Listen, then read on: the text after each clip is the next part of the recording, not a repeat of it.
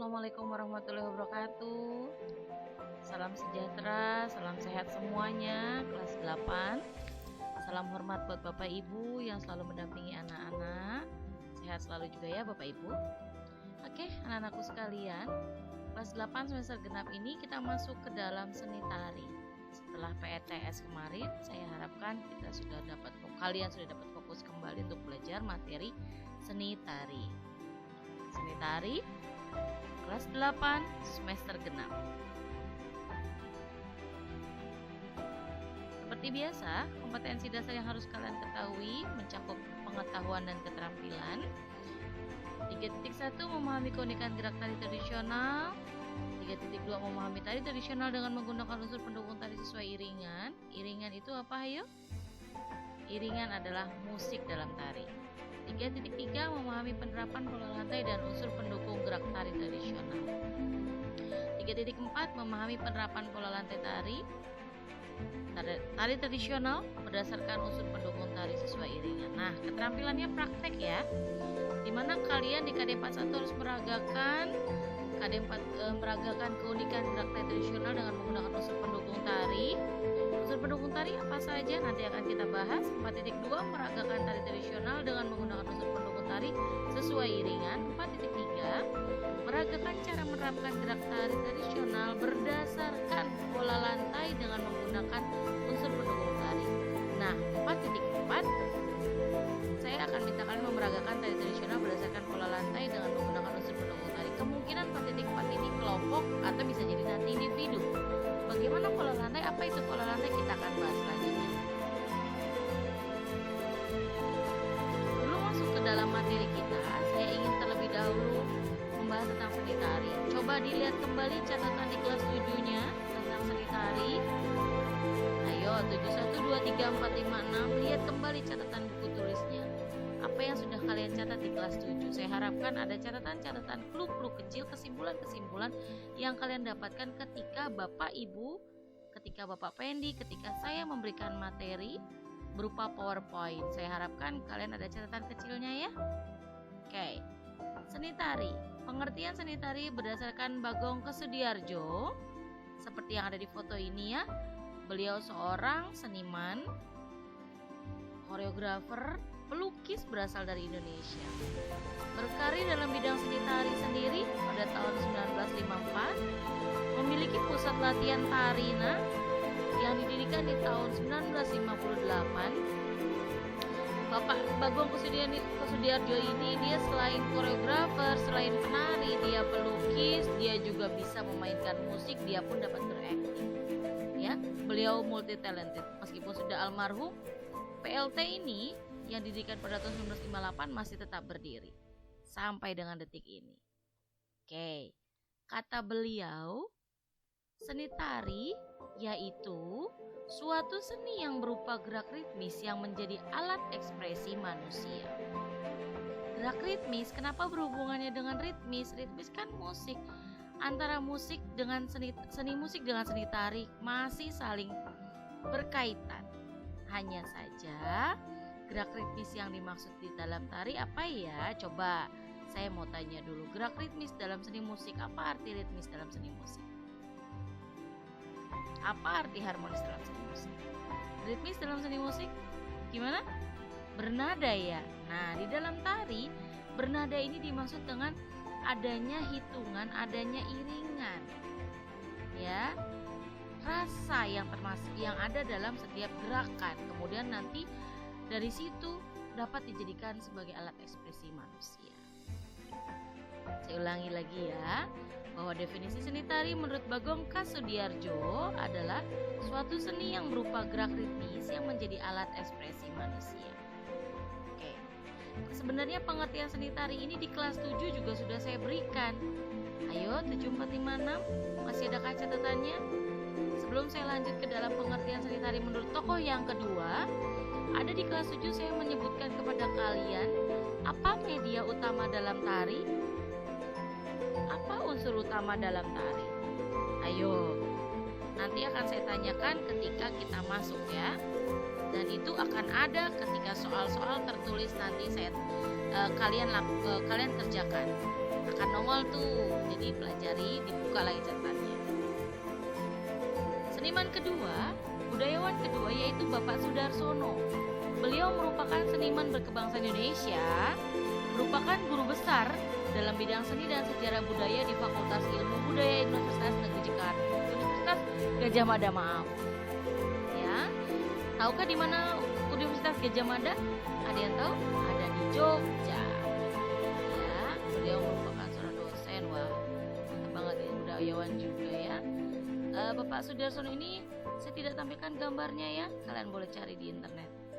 Beliau mengatakan bahwa seni tari sebagai ungkapan ekspresif jiwa manusia dalam gerak-gerak yang indah dan ritmis.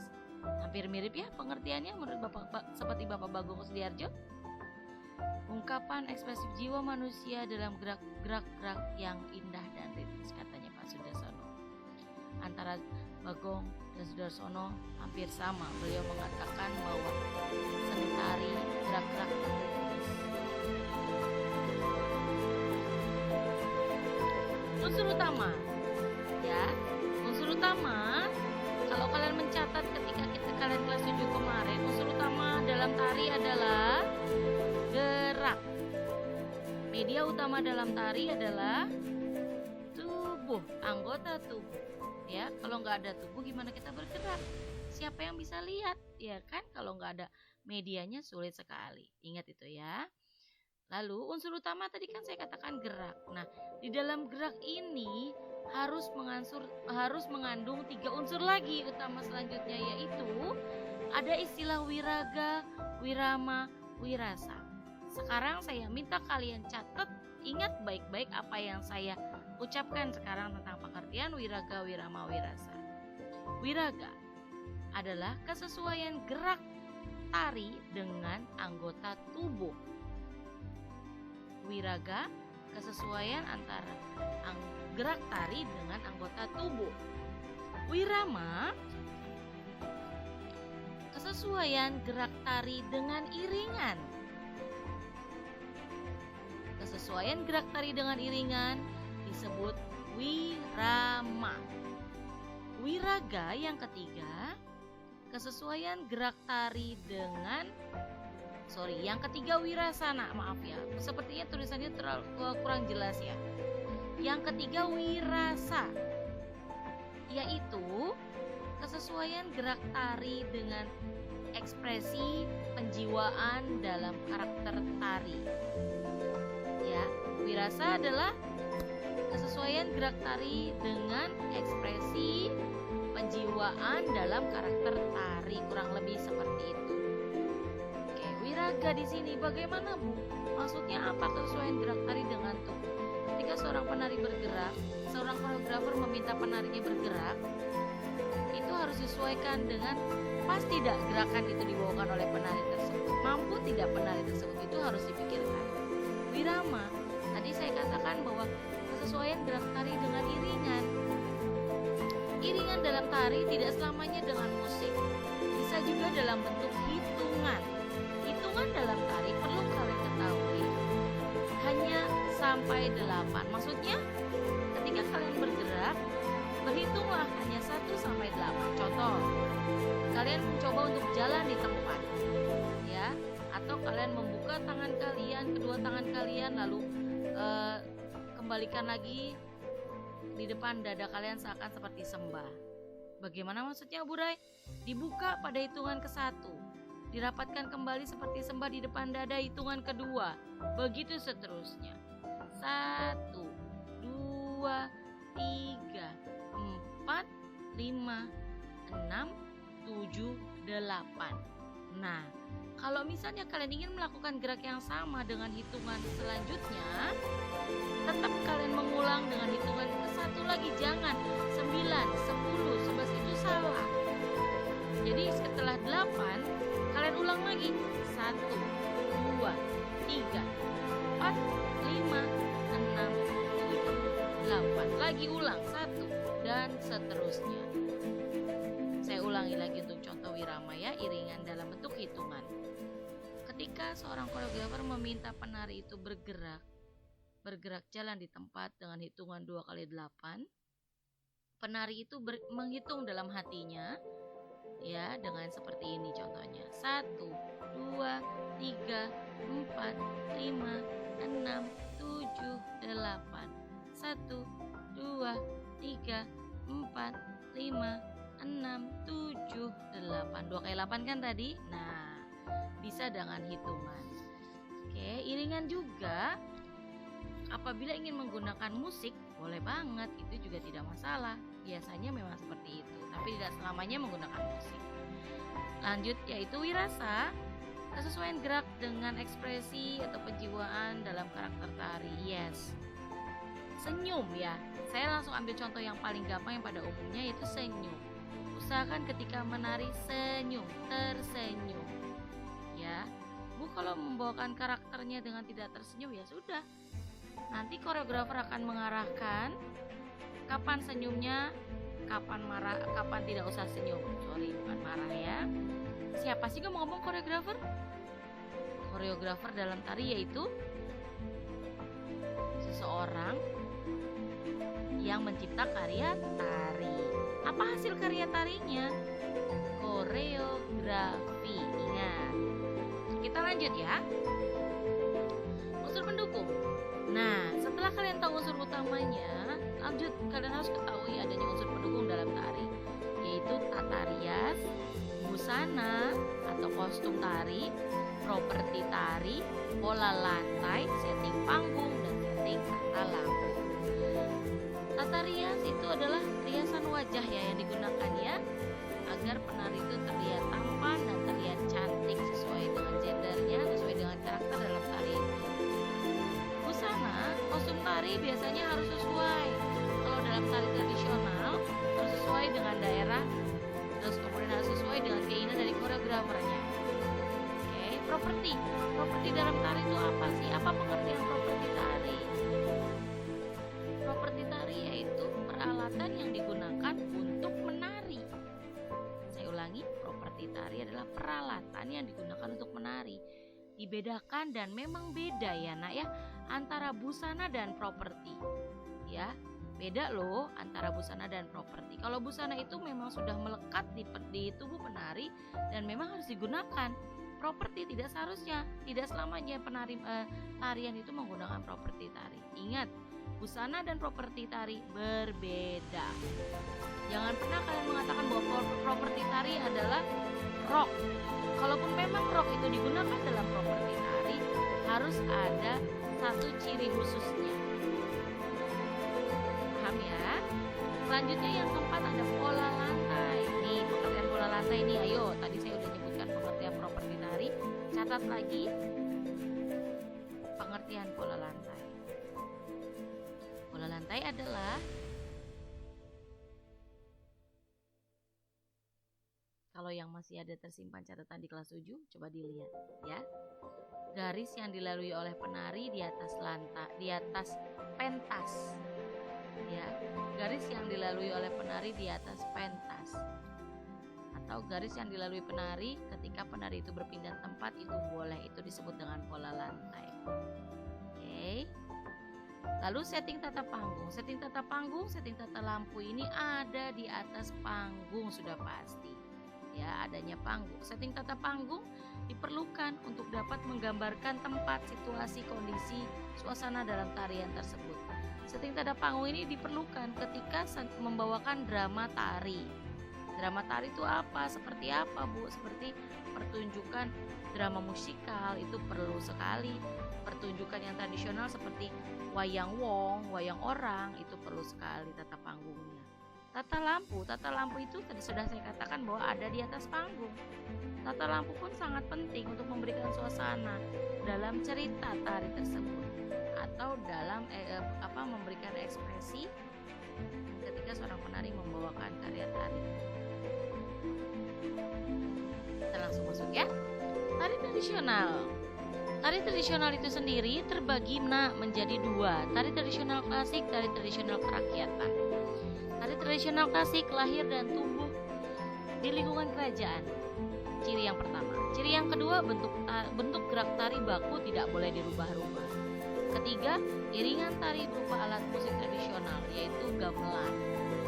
keempat, rias dan busana ciri khas istana, tidak boleh diganggu, tidak boleh dirubah-rubah.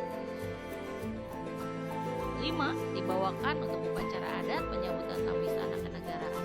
Untuk tari tradisional klasik selalu identik dengan kerajaan, tidak boleh dibawakan oleh rakyat biasa. Kalaupun rakyat biasa ingin membawakan, biasanya harus melakukan beberapa persyaratan. Itu pun harus disetujui oleh pihak kerajaan. Di Indonesia ada nggak? Ada. Contoh tari klasik yang sampai dengan detik ini masih ada, yaitu tari bedoyo atau tari bedaya. Tari bedaya seiring dengan perkembangan zaman sudah banyak sekali perkembangannya. Ya, di luar kerajaan sudah boleh, namun tetap harus mengikuti ketentuan persyaratan yang berlaku dari kerajaan. Ingat ya, tari tradisional tidak boleh dibawakan oleh rakyat ya, kecuali dengan persyaratan dari kerajaan. Yang kedua, tari tradisional kerakyatan. Cirinya yang pertama, lahir dan tumbuh berkembang di secara turun-temurun, pastinya di lingkungan masyarakat umum. Yang kedua, bentuk gerak sederhana diambil dari gerak sehari-hari masyarakat.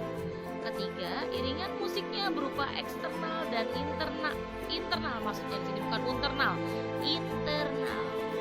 Nah, tadi sudah saya katakan iringan musik itu tidak selamanya dari musik ya, boleh dengan berupa hitungan dan bisa juga loh dengan suara dari tubuh kalian. Tadi sudah contoh ya. Nah, iringan musik secara eksternal ini yang dimaksud itu iringan yang berasal dari alat musik.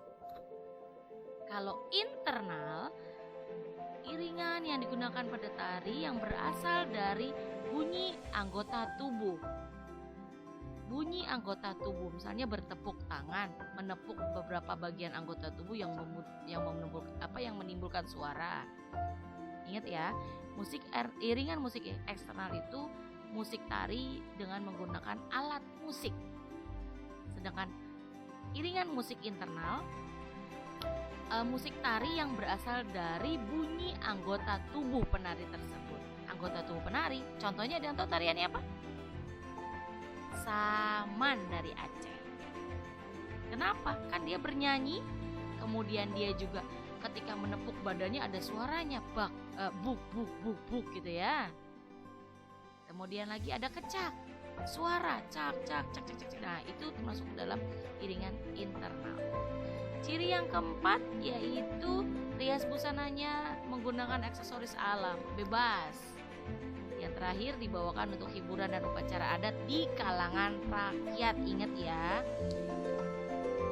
rakyat, tari tradisional kerakyatan dengan tari tradisional klasik berbeda ya nak. Dicatat jika perlu, tidak selamanya kalian memiliki kuota, dicatat. Oke, lanjut ya. Tari berdasarkan bentuk penyajiannya terbagi menjadi 4. Tari tunggal, berpasangan, kelompok, massal. Sok dicatat lagi nak. Tari tunggal, karya tari yang dibawakan oleh satu orang penari saja. Boleh laki-laki, boleh perempuan. Tari berpasangan, karya tari yang dibawakan oleh 2 orang penari. Layaknya yaitu laki-laki dan perempuan, tapi boleh perempuan-perempuan, laki-laki laki-laki. Yang ketiga, kelompok, karya tari kelompok. Karya tari yang dibawakan lebih dari 2 orang penari, tapi tidak lebih dari 10 orang penari. Ingat, kelompok boleh ditarikan lebih dari 2 orang penari, tapi tidak boleh lebih dari 10 orang penari. Yang keempat, tari massal. Karya tari yang dibawakan lebih dari 10 orang penari. Saya yakin kalian sudah pernah lihat bentuk tari massal. Contohnya pada Asian Games kemarin tuh ya, ada tari saman sebagai pembukanya. Aduh, mantap itu, keren sekali. Paham ya? Sudah dicatat pengertian tarian berdasarkan bentuk penyajiannya? Kalau belum, kelewatan, diulang lagi ya. Kita langsung selanjutnya, kita lanjutkan. Keunikan tari tradisional dapat kalian lihat melalui gerak tangan, gerak jari tangan, gerak kaki, sikap badan, iringan musik, alur cerita pada tari itu, tata rias dan busana, serta properti tari. Jadi ketika kalian ingin melihat keunikan tari tradisional, perhatikan ke-8 hal ini. Ingat ya, dicatat ini. Ayo, tidak selamanya kalian punya kuota, punya paketan. Jadi lebih baik kalian catat ketika saya bertanya atau Pak Pendi bertanya kelak, kalian langsung dapat melihat catatannya dan mengingatnya. Oke, ingat ya. Gerak tangan, gerak jari tangan, gerak kaki, sikap badan, iringan musik, alur cerita, tata rias dan busana, properti tari. Nah, saya langsung aja di sini. Keunikan geraknya itu, kalau gerak kaki kalian bisa lihat dari tari Papua. Dia kaki bergerak secara ritmis dan dinamis. Ya. Kemudian di Sulawesi Selatan, seperti tari Pagelu, memiliki ciri gerak kaki yang tertahan pada lantai. Jadi kalau Pagelu itu ada contoh tari Pagelu, kalian bisa cari tahu sendiri ya dari internet. Ada tari Pagelu, dia tuh bergerak pada kaki yang tertahan. Artinya tidak perlu muter-muter jalan jauh-jauh, dia hanya diam saja di tempat. Oke. Kemudian ada sih perpindahannya, ada perpindahannya tetap, tapi tetap terlihat kaki yang tertahan pada lantai. Ya. Keunikan gerak pada mata. Nah, di sini kita lihat dari gerak mata dijumpai pada tari Bali, sebutannya adalah sledet. Lalu keunikan motif gerak pada jari-jari tangan dapat dijumpai pada tari Gending Sriwijaya. Letikan jari-jari tangannya merupakan kekuatan tarian ini. Biasanya kalau pada Gending Sriwijaya dia menggunakan kuku-kuku ya. Selanjutnya pada tari Minang. Pada gerakan tangan yang kuat, terkadang mengalun tetapi terkadang patah-patah. Motif gerak Minang banyak dipengaruhi oleh motif gerak pencak silat. Selanjutnya, keunikan gerak pada tangan juga dapat ditemukan pada tari Jawa gaya Surakarta maupun Yogyakarta. Bentuk-bentuk jari tangan mencirikan karakter tari, misalnya karakter gagah ataupun halus. Karakter gagah biasanya dibawakan oleh pria, laki-laki, halus biasanya putri, wanita. Selanjutnya, keunikan pada gerak jari tangan juga dapat dijumpai juga pada tari Dayak melalui bulu-bulu burung enggang yang diselipkan pada jari-jari tangan dari Kalimantan. Selanjutnya, keunikan gerak juga dapat dilihat dari ragam. Ragam gerak merupakan kumpulan dari beberapa motif pada ragam. Meniti batang pada tari Melayu misalnya ada koordinasi antara motif gerak kaki dan tangan serta badan juga. Selanjutnya, properti tari itu dapat mencirikan keunikan geraknya. Saya tampilkan contoh gambarnya. Nah, yang paling atas sebelah kiri itu gerak knitting. Oke, ada gerak pukel, buka tangannya lalu ke dalam, dibalik, diputar, strut. Oke, nanti kita coba ya langsung ketika ketemu ya. Nah, yang di tengah atas ini itu contoh tari Pagelu dari Toraja. Nah, sebelah kanan ini dari mana? Kanan atas dari Bali. Keunikan geraknya dari mana? Apa yang kamu lihat coba nak? Matanya ya. Ini sebutan yang tadi sudah saya katakan ada namanya sledet. Ini keunikan dari tari Bali, dilihat dari matanya. Oke. Kemudian bagi yang sudah pernah saya katakan juga beberapa bagi kalian kelas yang sudah sempat kita ketemu, bahwa ada juga pada tari Bali namanya gerak agem ya. Posisi badan pada tari Bali itu pundaknya harus naik untuk karakter putra. Untuk putri dia harus merendah. Kakinya ditekuk ke bawah. Ingat ya, ada nama gerak yang kedua itu agem dari Bali, itu sikap badan. Di mana laki-laki harus tegap, badannya tegap, berdiri tegap, tegas gitu ya.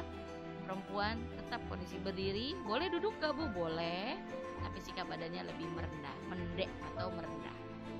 Nah, yang paling bawah sebelah kiri di bawah gerak ngiting sama gerak ukel itu ada salah satu contoh tari dari Palembang. Kalau terlihat di situ mereka menggunakan kuku-kuku emas, ciri khasnya. Ingat, ini bukan properti tari ya, ini adalah kostum. Ya, ingat ya, kostum. Jadi adanya kuku-kuku emas digunakan sebagai menambah nilai estetik pada tari Palembang ini, Sumatera Selatan ya.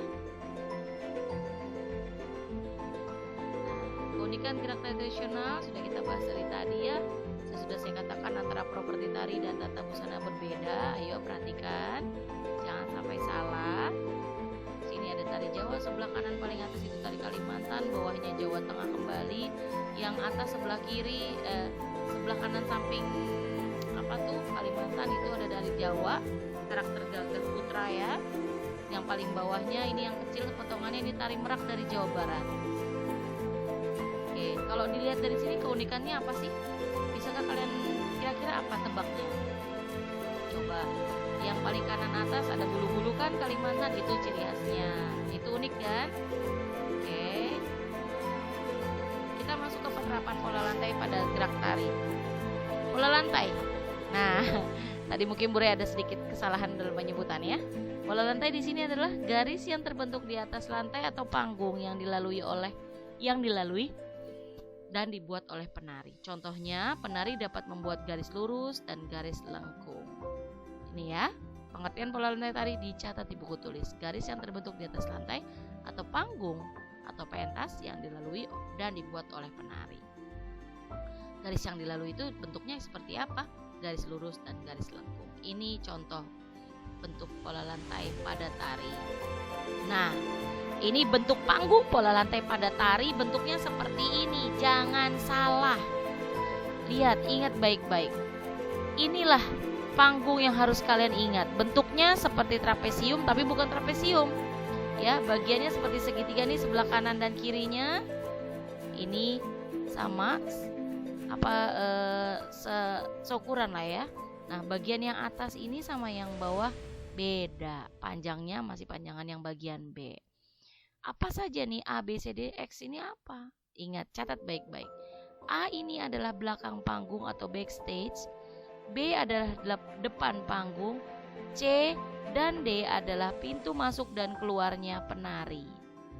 X ini sendiri adalah titik tengah center di atas pentas. Ketika penari menari di atas panggung, harus memperhatikan titik tengahnya. Apa tadi titik tengahnya? X. A dan B apa tadi? A itu apa? Belakang panggung. B adalah depan panggung. C dan D pintu masuk dan keluarnya penari. Sudah dicatat ya? Ini akan berlaku sampai nanti kelas 9. Semoga kalian semuanya naik. Dan dicatat, jangan hilang buku tulisnya. Saya ulang sekali lagi. A adalah belakang panggung, B adalah depan panggung, C dan D adalah pintu masuk dan keluarnya penari, serta X adalah titik tengah dari panggung. Di mana sih jadi penari masuk dan keluarnya? Ya C dan D. Di mana letak penonton? Ada di apa? B atau C, D atau X? Letak penonton ada di B. Di mana? Kenapa? Karena B adalah depan panggung. Ingat ya, jangan dibuat nanti kalau Burai minta, ayo buat bentuk panggung pola lantai, kalian buatnya bulat. Aduh, Burai nggak mau seperti itu. Buat seperti ini, ya. Buat bentuk panggung seperti ini. Ingat baik-baik, dicatat sekarang menggunakan penggaris. Nah, kita masuk selanjutnya ke iringan tari tradisional. Kita langsung aja ya ke bab 6 ya, 5 dan 6 ini ya. Nah, musik iringan tari ini, musik pengiring gerak tari ini berdasarkan asalnya tadi sudah saya bahas sedikit ya, internal dan eksternal. Internal, bunyi yang didapat yang berasal dari dalam tubuh manusia.